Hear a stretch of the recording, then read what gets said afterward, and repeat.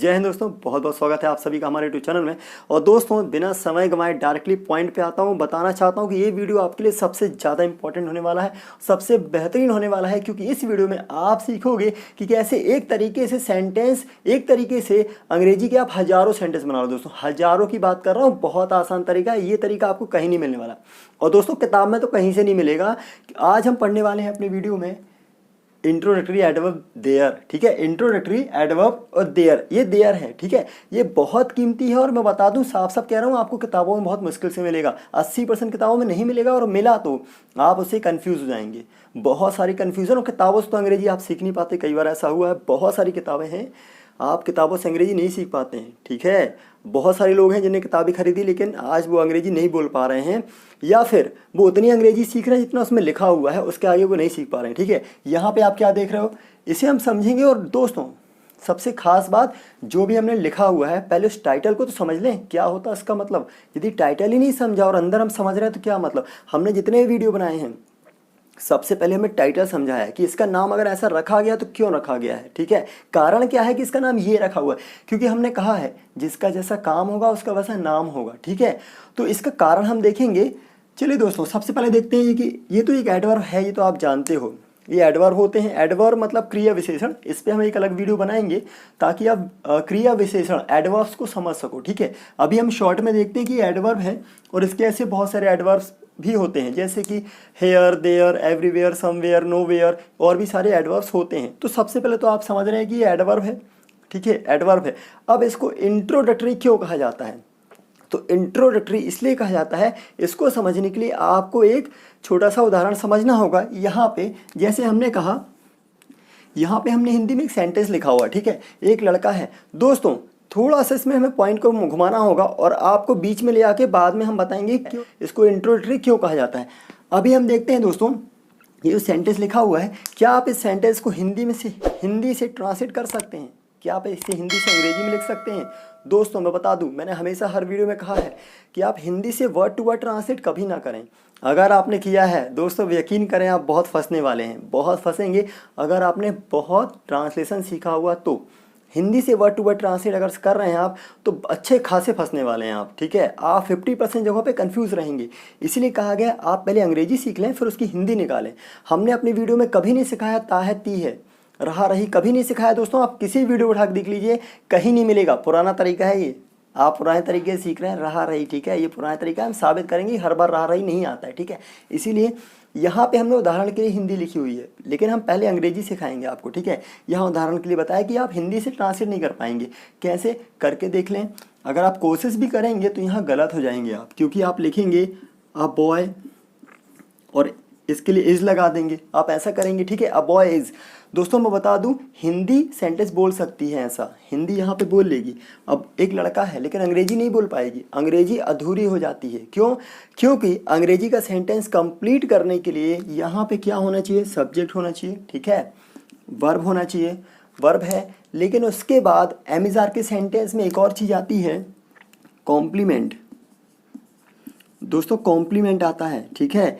एमिजार के सेंटेंस में एक और खास बात बता रहा हूँ आपको, जो गलतियाँ होती हैं आपसे। खास बात ये है दोस्तों, ध्यान सुनिए, खास बात बता रहा हूँ कि एमिजार के सेंटेंस में ऑब्जेक्ट नहीं होता है, ठीक है। ऑब्जेक्ट नहीं होता है, जो आपने पढ़ा हुआ है एमिजार के सेंटेंस में, जहाँ केवल एमिजार मेन वर्ब होती है, ठीक है। सिंपल सेंटेंस एमिजार वाले, ठीक है, उनमें ऑब्जेक्ट नहीं आता है। ऑब्जेक्ट हाँ कंट्रोस वाले सेंटेंस में आप लगा सकते हो, जब कंट्रोस बना रहे हो तो। एमिजार वाले में नहीं आता, ठीक है। कॉम्प्लीमेंट आता है, कॉम्प्लीमेंट, ध्यान से सुनिएगा। और कॉम्प्लीमेंट यहाँ नहीं है, ठीक है। तो जब कॉम्प्लीमेंट नहीं है तो आप सेंटेंस नहीं बना पाओगे, ये सेंटेंस अधूरा है, ठीक है। सुन रहे हैं आप, अधूरा है। इसे पूरा करने के लिए हमें यहाँ क्या भरना पड़ता है, देयर। यहाँ देयर भरना पड़ता है, तो हमने यहाँ पे देयर भर दिया, जगह भरने के लिए भरा। इसका कोई मतलब नहीं है, ये मत सोचिएगा इसका मतलब है वहाँ अ बॉय इज देयर, वहाँ एक लड़का है, ऐसा मत सोचिएगा, ठीक है। जगह भरने आया है, इसका कोई मतलब नहीं है यहाँ पे, ये ब्लैंक है, केवल जगह में बैठने आया हुआ है। लेकिन दोस्तों अब आप सुने, इसका नाम है इंट्रोडक्टरी, ठीक है। अब क्या है भाई कि भी आप किसी व्यक्ति को स्पेशली ला रहे हो, तो आप उसको स्पेशल रिस्पेक्ट दोगे, ठीक है, उसको स्पेशल महत्व दोगे। इसीलिए इसका कहना है भाई, चलो मैं पहले आ जाता हूँ, ठीक है, चलो मैं आ जाता हूँ, आपकी मदद कर रहा हूँ, लेकिन मेरा एक नियम है, मेरे एक मांग है कि आप मुझे पहले रखोगे। आप मुझे सबसे शुरू में रखोगे, सबसे पहले मैं बैठूंगा, ठीक है। तो फिर क्या करना पड़ता है, मजबूरी में इसको उठा के हमें यहाँ रखना पड़ता है मेन सब्जेक्ट की जगह पे। इसका काम है इंट्रोडक्शन बताना, मतलब इसका नाम ही इंट्रोडक्टरी है, ठीक है। इंट्रोडक्टरी इसका नाम है, तो ये भाई शुरू में आएगा, ठीक है। तो उसको शुरू में रखो। अब ये कहाँ जाए, तो ये इसकी जगह पे आ जाएगा। जो मेन सब्जेक्ट है हमारा वो यहाँ पे आ जाएगा, ठीक है। तो कैसे रख सकते हैं भाई, ऐसे हमने कहा देयर इज अ बॉय। अब ये जो मेन सब्जेक्ट था वो हमारा कॉम्प्लीमेंट की जगह पे आ गया, ठीक है, ये पीछे आ गया। और जो ये सब्जेक्ट रखा हुआ है ये सब्जेक्ट की जगह पे आ गया है, ये सब्जेक्ट की जगह है, ये कॉम्प्लीमेंट की जगह है। जो मेन सब्जेक्ट है कॉम्प्लीमेंट की जगह पे आ गया है, लेकिन है मेन सब्जेक्ट यही, ठीक है। ये वर्ब अपनी जगह पे है।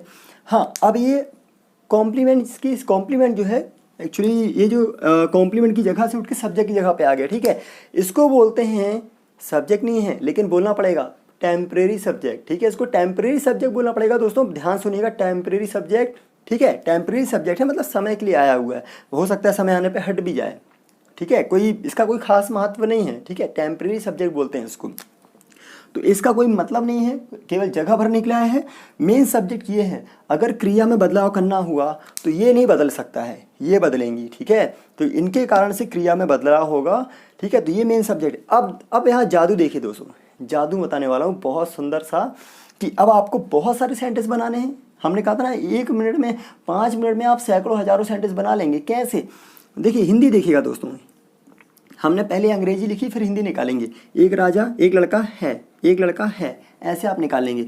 हिंदी शुरू होगी, एक लड़का है, ठीक है, यहाँ से निकालिएगा एक लड़का है, ऐसे। अब आप देखिएगा यहाँ पे हम बहुत सारे सेंटेंस बना सकते हैं। कैसे, बस यहाँ पे आप बहुत सारे शब्द, यहाँ पे नाउन रखते हैं, एक्चुअली बहुत सारे नाउन रखते हैं, सब्जेक्ट रखते हैं, और सेंटेंस बहुत सारे होते जाएंगे। जैसे आपने कहा एक घर है, देयर इज अ हाउस, ठीक है। आप और भी चीज़ रखते हैं, बस मीनिंग निकलती आएगी, बहुत आसानी से मीनिंग निकलती आएगी। एक घर है, एक घर है, बस ऐसी मीनिंग निकालनी। यहाँ पे नहीं जाना है आपको, यहाँ पे कोई मतलब नहीं निकालना है। एक घर है, अब आप और रखते जाएं। एक घर है, आप घर में क्या क्या चीज़ें आप रख सकते हैं, जैसे कि आप कह सकते हैं there is a TV, there is a cooler, there is a fan, एक पंखा है। ऐसे करके आप बहुत सारी चीज़ें रख सकते हैं, 100 चीज़ें रख दें, 100, ठीक है, ताकि आपकी जुबान से प्रैक्टिस हो सके। दोस्तों ध्यान रखिएगा, अंग्रेजी आप क्यों नहीं बोल पा रहे हैं, क्योंकि आपकी जुबान को प्रैक्टिस नहीं है, आपकी जुबान को पता नहीं कैसे बोलना है, उसकी प्रैक्टिस ज़्यादा नहीं है, इसीलिए आप बहुत सारे नहीं बोल पा रहे हैं सेंटेंस। तो इसके लिए आप बहुत सारे सेंटेंस लिख लें और उनको बोलने के प्रयास करें।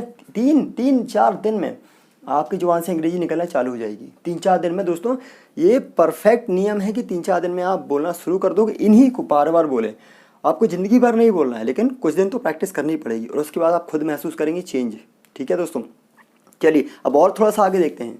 यहाँ पे दोस्तों आप चाहें तो आगे प्लेस भी लगा सकते हैं, ठीक है। आप चाहें तो प्लेस लगा दें, जैसे कि आप कह सकते हैं इन माई स्कूल कॉलेज, कहीं भी लगा सकते हैं आप, स्कूल कॉलेज, ठीक है। There is a boy in my school, मेरे स्कूल में एक लड़का है, आप ऐसे कह सकते हैं। अब आप जादू देखिए, हिंदी में समय, देखिए यहाँ पे हमने क्या लगाया, प्लेस लगाया है, इन माई स्कूल, मेरे स्कूल में। हिंदी में समय शुरू में आएगा, एक्चुअली प्लेस शुरू में आएगा। जैसे कैसे कि ऐसा आप कहोगे मेरे स्कूल में, ये जो प्लेस है ये आप शुरू में लगाएंगे, ठीक है। शुरू में, मेरे स्कूल में एक लड़का है, हिंदी में शुरू में प्लेस आएगा, लेकिन अंग्रेजी में लास्ट में आता है, ठीक है। हमेशा याद रखिएगा, बिल्कुल एक एक चीज़ को उठा के देखिएगा। कैसे, देखिए ऐसे, मेरे स्कूल में एक लड़का है, बिल्कुल आराम से, बिल्कुल पीछे सेंटेंस उठाइएगा। इसीलिए कहा ट्रांसलेशन नहीं करना है आपको, आप पहले अंग्रेजी बना लें, उसके हिसाब से फिर हिंदी निकालते जाएं, ठीक है। अगर आपने पहले हिंदी लिखी और फिर अंग्रेजी बनाई तो फिर आप कन्फ्यूज़ होगे। दोनों सभ्यताएँ अलग हैं भाई, दोनों तरीके अलग हैं, ठीक है। ऐसे आप सेंटेंस बना सकते हैं। हाँ, अब आप चाहें तो इन्हीं सेंटेंस को जोड़ सकते हैं। जैसे आप कह सकते हैं there is a house in my school, there is a TV in my school, there is a cooler in my school, there is a fan in my school. तो आप इसलिए ऐसा बोल सकते हैं क्योंकि आपको प्रैक्टिस करनी है, भले यहाँ जम ना रहा हो, भले स्कूल में घर ना हो, लेकिन प्रैक्टिस करनी है, इसीलिए हमें अंग्रेजी बोल देनी है, ठीक है। इसलिए हम बोल रहे हैं। अब यहाँ पे आपके रूम में जो दिख रहा है, आपके घर में जो भी दिख रहा है, आप यहाँ रखते जाएँ और सेंटेंस बनते जाएंगे, ठीक है। There is an idea, there is an idea in my mind, मेरे माइंड में एक आइडिया है। There is a question in my mind, मेरे दिमाग में एक क्वेश्चन है, ऐसे आप बोल सकते हैं। आप ढेर सारी चीज़ लगा सकते हैं, जो लगाना चाहें आप बोल सकते हैं। There is a garden in my city, there is a temple in my city, okay, there is a well in my colony, जो लगाना चाहें। There are many dogs in my colony. अब थोड़ा सा यहाँ पे चेंज मैं करने वाला हूँ, जो हमने अभी आखिरी में कहा है देयर आर। तो आर कब लगाते हैं दोस्तों? मैंने कहा था कि जब भी यहाँ पे सब्जेक्ट चेंज होंगे, मतलब सब्जेक्ट यहाँ प्लूरल हुआ, प्लूरल, हमने कहा ना मेन सब्जेक्ट तो यही है, भले यहाँ बैठा हुआ कोई और है, मेन सब्जेक्ट तो यही है, काम इसका चलेगा, ठीक है। तो यहाँ पे जैसे ही आप नाउन को प्लूरल करते हैं, यहाँ पे आर लगा दीजिएगा, यहाँ पे आर आएगा, ठीक है। देयर आर बॉयज़, अब कहाँ पे बॉयज़ हैं आप लगा सकते हैं। There are boys in my school, in my colony, in my college, जहाँ पे भी यहाँ आप लगा सकते हैं। तो ऐसे करके आप बहुत सारे सेंटेंस बना सकते हैं, ठीक है दोस्तों। तो आई होप कि ये आपको समझ में आ रहा होगा। बहुत आसान है दोस्तों, बहुत बता रहा हूँ, बच्चों जैसा खेल है अंग्रेजी में सेंटेंस बनाना। आप बस यहाँ पे ढेर सारे सेंटेंस रख सकते हैं। चलिए थोड़ा सा और देख लेते हैं कैसे और बनाना है सेंटेंस। प्रैक्टिस के लिए दोस्तों बहुत आसान है, आप ऐसे लिख सकते हैं, ठीक है। आप कह सकते हैं there is a fan in my house, there is a TV in my house, there is a garden in my house, there is a car in my house. ऐसे करके आप बोल सकते हैं। हिंदी आपको समझ में आ रही होगी, बिल्कुल पीछे से निकालना है। मेरे घर में एक फ़ैन है, बस आप ऐसे निकालें। मेरे घर में एक टीवी है, मेरे घर में एक गार्डन है, ऐसे करके आप बोल सकते हैं। बहुत आसानी से आप सेंटेंस बोल पाएंगे, ठीक है दोस्तों। अब आपको एक चीज़ और बता रहे हैं कि यदि यहाँ पे नाउन ज़्यादा हुए तो वहाँ पे आप आर लगाएंगे। जैसे कि यदि यहाँ मात्रा बढ़ी तो यहाँ पे आप इज का आर कर दीजिएगा, ठीक है।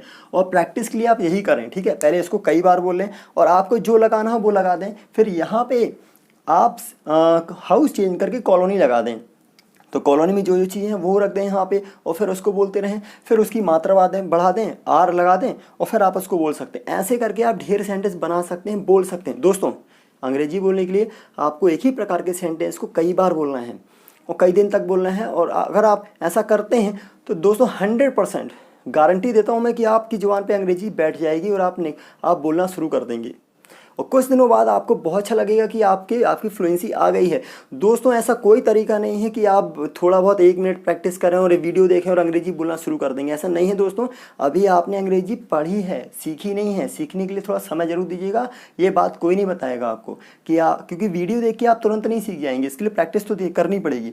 और प्रैक्टिस के बाद अगर चेंज ना आए तो दोस्तों बता रहा हूँ, वीडियो देखना बंद कर देना हमारा, ठीक है। हाँ दोस्तों, अगर आपको हमारा वीडियो पसंद आया हो और आपको लगा हो कि आपने हमारे वीडियो से थोड़ा भी सीखा हुआ है तो हमारे चैनल को सब्सक्राइब जरूर करिएगा, बेल आइकन दबाना ना भूलें, ताकि आप इस प्रकार के ढेर सारे वीडियोस जो डीपली समझाए जाते हैं वो आप पा सकें। लाइक शेयर तो बनता है दोस्तों, ठीक है। चलिए, तो अभी तक इस वीडियो को देखने के लिए आपका हृदय से बहुत बहुत धन्यवाद। Thank you very much. जय हिंद, वंदे मातरम।